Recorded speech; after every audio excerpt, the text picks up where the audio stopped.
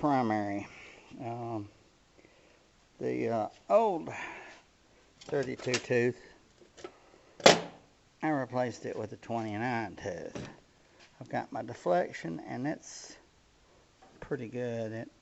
It ain't competing with that jack. It's awfully close, but it's not too much.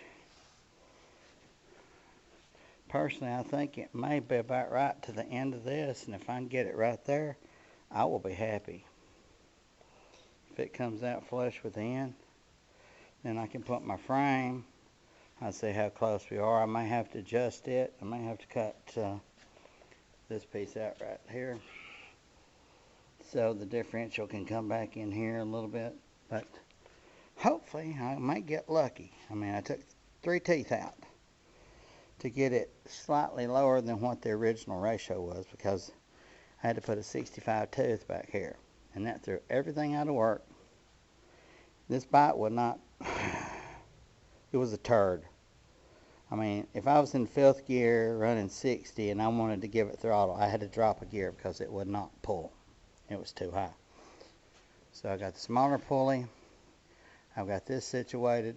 It seems like a lot of work, and it is, but still, you figure the cost.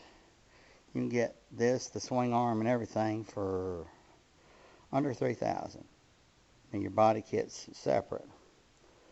The pulley was 2 bills plus all the seals and crap to put it back, which I always use Yamabond. So there's my old gasket. I put Yamabond on because I have a chrome inner primary, wherever it's at. Oh, it's over there. But put Yamabond, your old gasket, more Yamabond, and then your outer primary, and it won't leak. You can't put a new gasket. It's up to you, but that's just money out of your pocket, because they're like 30-40 bucks. So here we are. I don't have the nut on it yet. I'm fixing to put it on.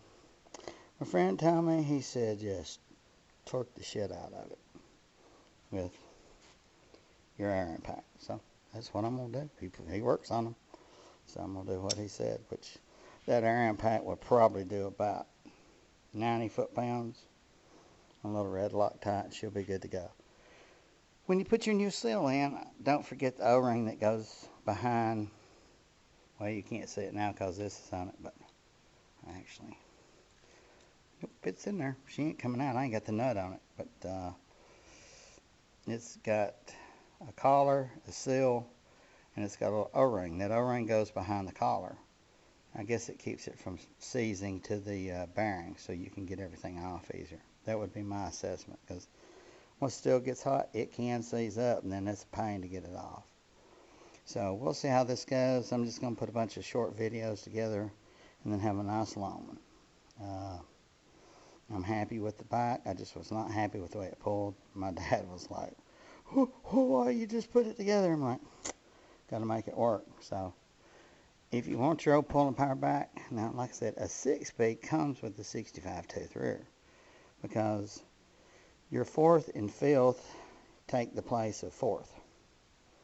So if you're in 5th gear, which most people run 5th around 60, it's still going to have the power, because it's dropping it lower than what 4th gear, or right at what 4th gear is, maybe a little bit lower, the way it works. But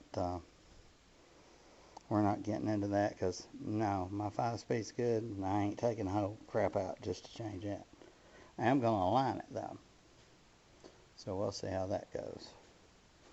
Alright, just stay tuned. Let me add to this. When I put the sprocket on and I looked at the alignment, I had goofed up, so I'd already welded it. I'd done all this crap to it. Let's do it. Get out of this. Ooh. Now we can see. But if you look down it, which I don't know if you can see or not, but it's straight now. It's like it should be. I was a few thousandths off. If you look right there, I don't know if you can see it or not, but that's brass shim. I put about 4 pieces in it. You have to take this loose. When you're putting it together, you have to slide these plates all the way in on both sides. Then you weld it. Well, I thought it was straight, but with the smaller pulley and the open back, you can definitely tell if it was straight or not, and it wasn't. I goofed. Whoops. But you can put shim material in because it's just a few thousandths. You've got to adjust to get it in line. I mean, I rode it. It had a little funny quirk about it, and I think that was it. That, and it just wouldn't pull. But all that did is those shims here, push the rear end over here, and then all I had to do is loosen them bolts, and they're slid over a little bit. They're out to this way. But now it's lined up with the motor correctly. I should have took more time and done it, but I was trying to get this thing done. And this is no fast procedure. I mean, we're at 2 or 3 months. But anyway, I want to write scripture on the back of this, and it's one of my little quirks I like to do, which my clutch I wrote on it, which you can't see it, but well, you can see the lid. Well, this over here too, but it's one of my little quirks is writing scripture on the back. Where'd I put the side? There's a side panel I made.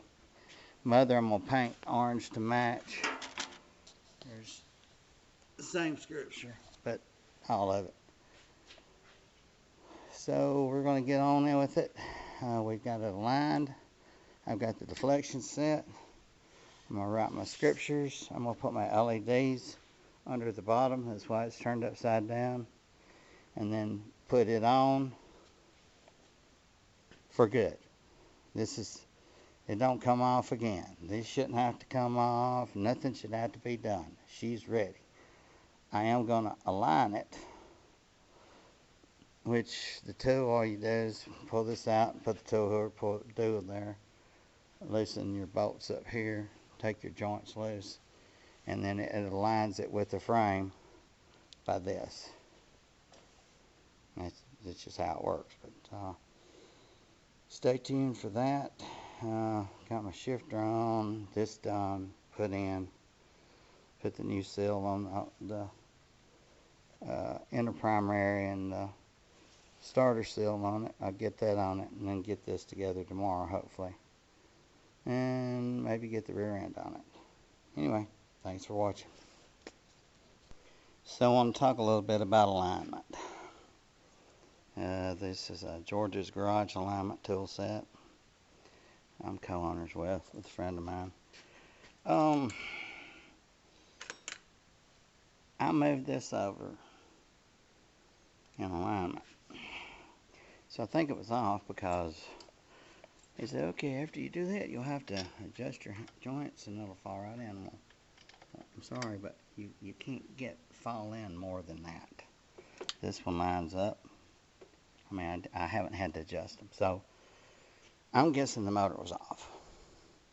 Maybe why she had a death wobble on her. But you got her lined up.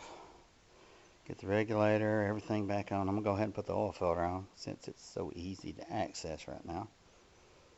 I may go with a different oil cooler later on. That's the thing about a Harley. You're never done with the thing. Does it who know? No. But it did. It moved it over. It got it where it's supposed to be, which is kind of off to one side, but you have to figure out this thing is on a 84 frame and it's a 05, 06, whatever. The motor's 05, the transmission's a, I don't know, 06. But now I get to put all this back together, take the tank off. I'm going to get rid of my quickie push rods, put the factories back in, and put rocker box covers and get rid of these brass nuts because I think they're what's letting the oil come out. I'm not really sure. She blows a little on it. Maybe just blowing out the motor. I may put new breather filters in there too. But I got to take the gas tank off. Yay. Luckily the fuel light's on, so we don't have much. So just put something down here. If it spills, it spills, and then get the gas out of it. And I work on that part of the motor. I'll go ahead and have all this done. And then hopefully I'll have her back on the road here in a week or two. Yay. Then I can give you what the new sprocket, the new pulley on the front did and how it works. And also see if my alignment job worked. This is, like I said, George's Garage alignment tool. And I'll give you a hint. Do not torque these little, don't torque that down. I mean, get it where it's snug, and then you got to torque it in inch pounds. There's no video on how to use this either, so. But I've already got the motor done. Everything fits, so I can take this off. And I'll go ahead and put all this on it, and then I'll let it down and let it rest on this, and then I can start jacking the front up, get that off, get the front fender on there and the LED lights in it, get it on, get everything put back on, and then pull the tank off, and that way I can run the wire to the fender and then back here, and then tidy everything up, get solid push rods back in here and get rid of these quickies. I don't trust them. So just stay tuned. I got a lot to do, and then I'll have to start on the body. Everybody's like, you ain't got to paint it. I'm like, no, because there's so much other crap to do. Alright, thanks for watching. Have a good day. Okay, we got the tank off, coil off. Yeah, my dad's going to have a crib. Well, don't you? No. This is what I was originally going to do. I was going to take the quickie push rods out, get rid of the brass nuts, because I think they're letting it leak a little bit. I got oil come from somewhere. So I'm going to try to eliminate it and get rid of the quickie push rods. Little problem I had. Let's see. Yeah, there it is. Spongy. This ain't supposed to move like this. It ain't supposed to push in or out. It's supposed to be, well, like this. Rubber mounted, whatever. But, of course, this goes where some Harley. I don't know what the hell they were thinking. It's purely freaking genius. It's about as stupid as the Power Stroke and Ford saying, hey, let's put electrical inside the engine with the motor oil. Duh. Every time you take your oil filter out, you dump oil all over your electrical, all over your heim joints, all over your other crap, because, well, Harley engineering. The Evos, the filter was at the back of the motor, and they said, hey, let's put it back on front so it'll dump crap all over your electrical. Stupid. Oh, well, American ingenuity, I guess. But I got this off, I got that off. I got all my little pretty LED lights pretty much mounted, except for under the tank, and there's going to be a set goes out here, but I'm just going to zip tie them to the beam when I put the redneck Trike kit back on. I haven't even started on painting. Why bother? I got all this other crap to do. I'd rather have the bike runnable, and I'll get the paint work done when I get it. I don't care what it looks like as long as it runs. But just stay tuned. I think this will be number 5. I'll let you see. You don't really care about the push rods and all this other stuff, so I'm going to get you, I've got you about where you can do it and everything, but once I get push rods and get the heim joint, get the regulator put back on, get all the crap back, get this redone over here on the motor, then I'll probably do another video. I'm just going to take a little break for now. I think I've got you pretty well situated where you can build your own freaking track if you want to. If you got the skills. And it just gives you some ideas of what to do on your own deal. Build it your own way. But thanks for watching. I'll let you know how it goes once I get everything done and take it for a run. I'll let you know how the 29 tooth front pulley works on it. I need to look down. Here we go. But hopefully it'll work alright. And it should give me my pulling power back. Anything's better than what I had. Trust me.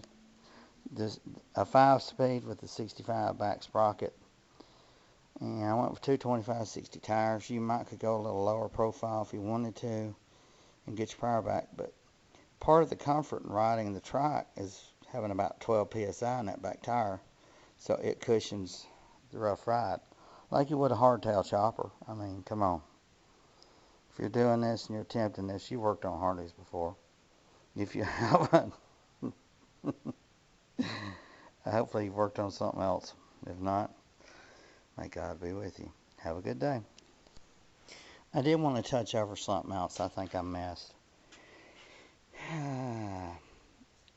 When you're setting your thing on your drive, which I told you about having to bush this, but I didn't tell you the detail of get this side, then get this side straight, check your deflection, and then loosen that or tighten that if you need to put it out or push it back. I also told you to, if you notice how these plates are in, see, they're slotted. There's your slot right there. That will slide, that slid all the way in. They'll slide out, and that's the same for the other side. You want it all the way in for that, but this little tool, use it for ring gauge and whatever, filling that, but it's barely touching.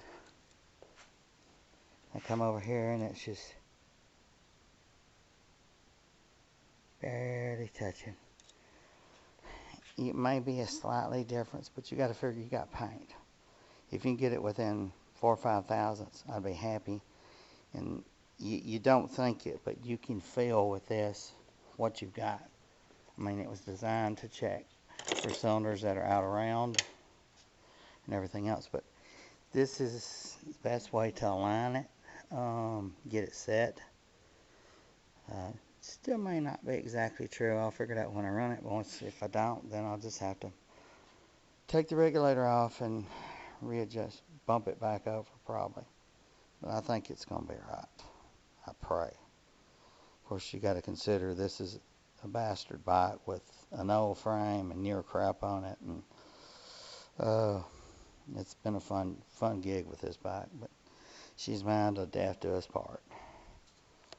This was Alan and Cookie's bike. They're from Michigan. That's where it was built. I got the old Michigan title, but the wiring sucked on it. If you notice, I added a lot more wire to it. Well, that's just speakers. I added that much in power, if not more. And for all the accessories I've added to it, air compressor, stereo, blah, blah, blah, blah. But you can squeeze it all in there, get it all in under. But now I'm going to be doing what I planned on doing before I track the bike out, getting push rods and other stuff done to it. But been nice talking with you, and when I get started on the body, I guess I'll pick up on that. Have a good day. Oh, I'll also do a review and let you know how it turns out with the pulley. Bye.